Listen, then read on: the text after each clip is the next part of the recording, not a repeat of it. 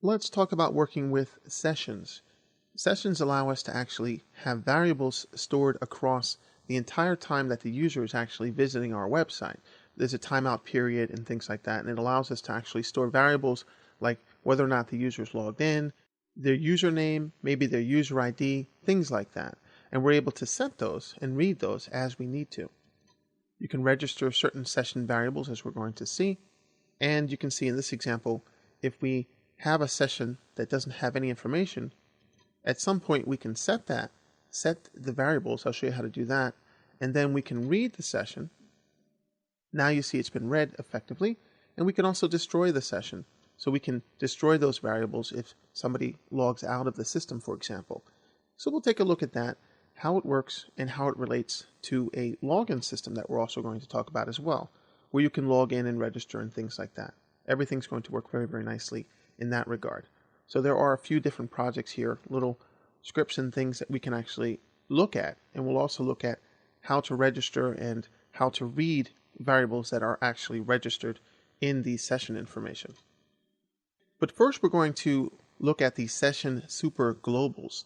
And as you can see here, we're going to be looking at some session variables in a file called session super globals in the session state folder. In our editor, you can see that first we have a session start, which I'll explain that in another video on session functions. But basically it's going to set up the session so that this particular page can interact with the session. It's really a function. It has functionality that's going to be working behind the scenes, and it basically is going to start the session for this page. The session may already be started and stored, but it's just the function that we're going to have to use whenever we want to work with the session. The session itself is something that's stored on the server within the server memory, and it is something that we can access like we would an array, and this is one of the global arrays that we have, _session, and it's a $sign in front, used like an array, and we can actually set variables here.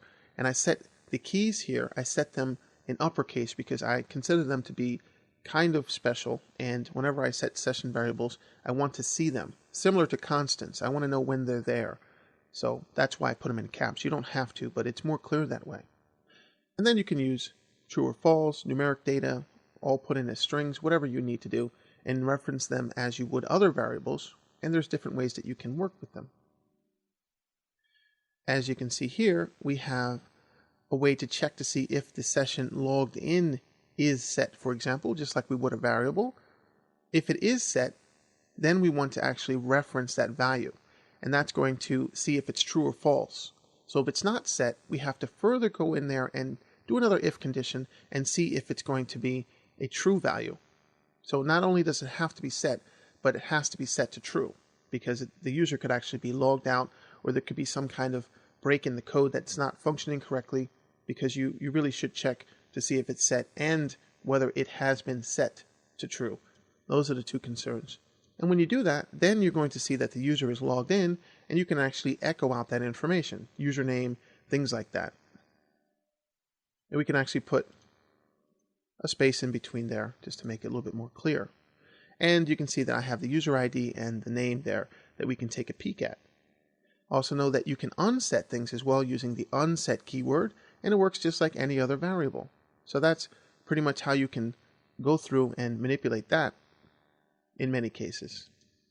You see that we also have for loops that we can use with our session because they're arrays, and we did take a look at this in the arrays section and also in different sections where we talk about the global arrays. Well, session is one of them, and you can use the key value pair just like any array and grab them. Same thing as we move down when we unset things.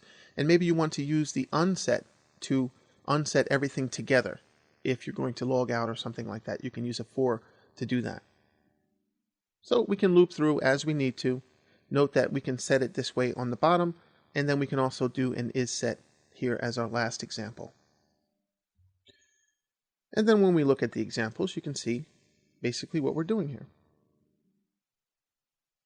You can see that we're logged in, we loop through the session variables, we output them here, and then we unset them as well.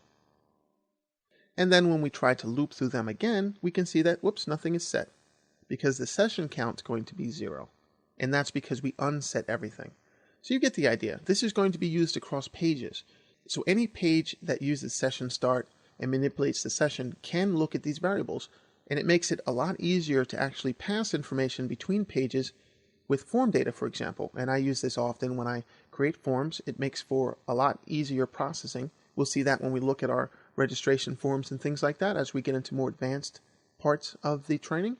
But for the most part, this is how we would introduce this. So let's continue and see some other things as well, some other details.